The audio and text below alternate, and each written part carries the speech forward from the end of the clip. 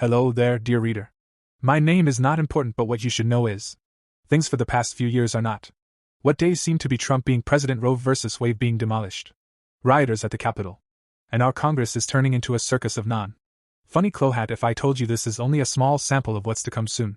For instance, the Project 2025 document. Once signed by a Republican president, it will set in place horrors unimaginable.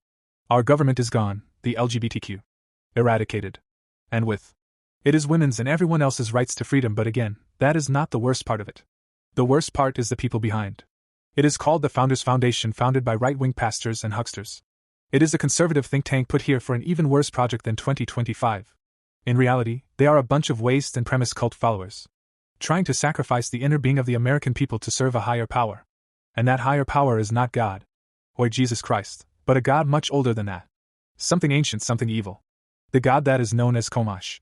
This God was known back in the BCs. Komash, or, as they once called him, the Blood Feaster, was feared and respected, and if anyone turned against him, or made him their enemy, would meet a fate worse than death. He would make examples of the traitors first. He would torture them, rip out their fingernails and toenails, and slowly skin them alive without killing them.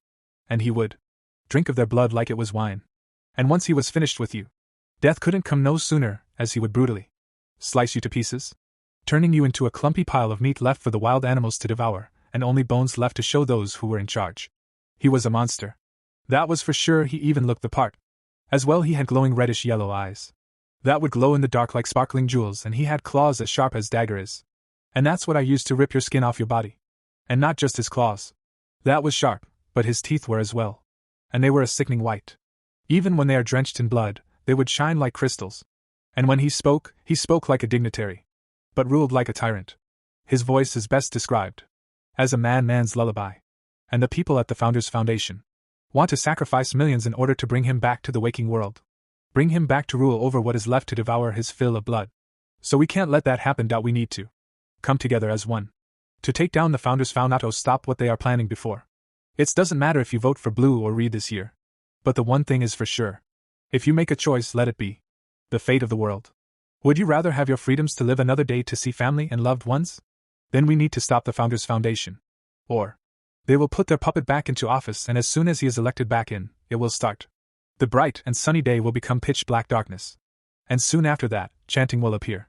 Out of nowhere like the wind, blowing across the world with its eerie sound, and last, our world's oceans will turn to fire. And that's when he will arrive. On a chariot made with the skin and bones of his previous victims, pulled by demonic horses with glowing greenish eyes, and needles like teeth in their head.